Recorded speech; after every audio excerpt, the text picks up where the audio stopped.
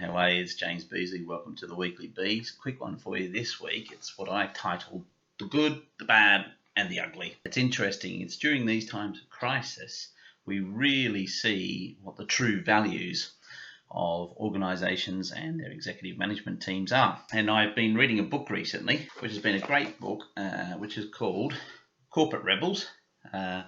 Make Work More Fun. It's written by two guys, two Dutch people, Joost and Pim, who decided to go on a camper van all the way up the California coast and try and meet all of what they would deem as the most innovative leaders in the world in terms of how they run their companies. Everyone from Patagonia to people like Alibaba and various others as well. Fantastic book, and it really kind of pushes the envelope on what are the cultures and the ways of working for corporates of the future, particularly with Gen X, Gen Y and Gen Z generations coming through. But one of the things they shared also, and I read an article which was talking about the good and the bad, was exactly this, is what happens in crisis and what really comes to the fore in terms of what are the true underlying values that organisations have when pushed into these corners of crises. So I call it the good, the bad and the ugly. Well, let's start with the ugly. Well, downright ugly one, which I thought was pretty hardcore, was Bird.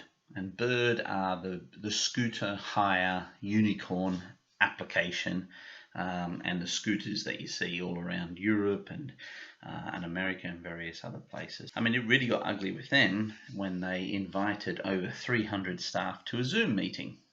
There was no context, there was no title of the meeting or anything. So you'd log on to your Zoom, and then you'd then see the Bird logo and everything for 5 minutes. 5 minutes or so waiting. Then all of a sudden the lady came on board and started talking to you on Zoom to let you know that it's a very difficult decision for the senior management team, but they're having to let go of a number of people, and you're one of them. And in one fell swoop, they were able to successfully get rid of 320 of their employees over a Zoom call by a lady and a voice that no one had ever heard of. It wasn't the CEO, it wasn't any other member of the executive management team. They didn't introduce who they were.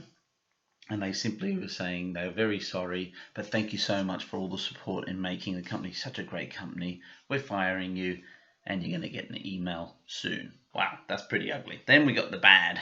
Well, the bad was Axos Financial, which is a financial services firm in the US. In their infinite wisdom to send everyone home to do remote working, the CEO then sent an email out saying he thinks that people are taking advantage of the situation and almost having a holiday because they're taking time out to do washing or go for a walk or have a coffee or speak to someone or do something with their kids. So they've actually gone and taken the drastic step of implementing software which actually monitors every single person's activity whilst they're at home.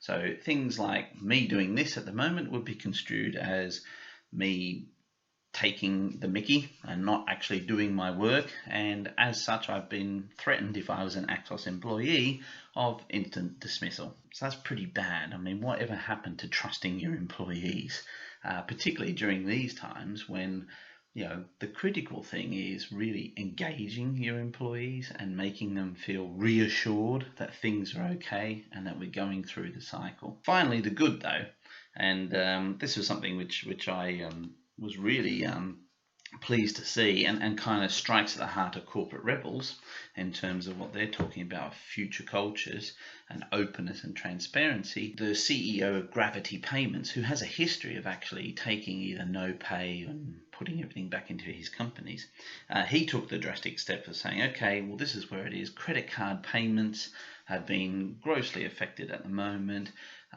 This is the situation. He opened up to all of his employees.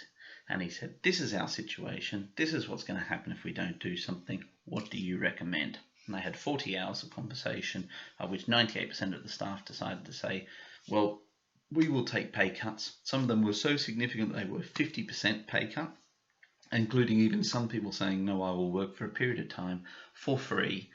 And the net result of that was that there has been no layoffs whatsoever at Gravity Payments, and they are seeing themselves through, and it's been the ultimate engagement type of piece to get the staff engaged in what is happening with the organisation, making them feel like they're contributing to the organisation, and they'll come out of this even stronger than ever. So there you go. That's the good, the bad, and the ugly. What values are at your heart when it comes to times of crises? Is it all about self-preservation of your own bacon, or is it also about looking at the needs of the people that you work with? I know here at Six, we are ours, and first and foremost, our salaries and jobs. Then it's actually making sure we get through the cycle, and of course, thirdly, because of the industry we're in, is I'm looking at bonuses and various other things, and so that we can keep people pushing through. That's it for me today. Get the book, Corporate Rebels. It's a pretty cool read, and I look forward to seeing you next week. It's Weekly Beaz.